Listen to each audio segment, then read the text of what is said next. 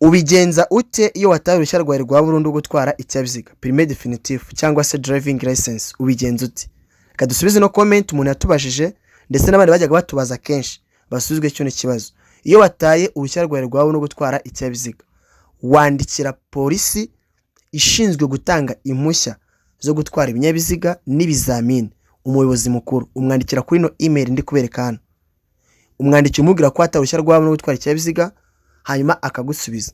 Iyo umaze gusubizwa kuri email n'ubundi, ugana umwagenti w'Irembo cyangwa se nawe ukabyikorera niba uhugukiye ibyo bintu, ugasaba kopi y'uruhushya rwa burundu gutwara ikinyabiziga.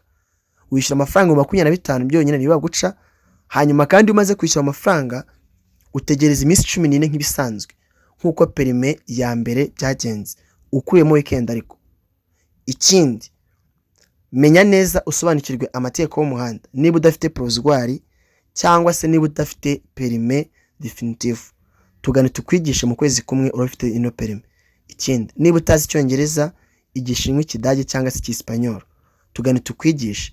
Ikirenze ibyo kandi, warakikirije amashuri ukeneye kubona diplome wize umwaka umwe gusa, tugane ko dufasha abanyeshuri bashaka kwiga candidat libre turi kwandika. Murakoze.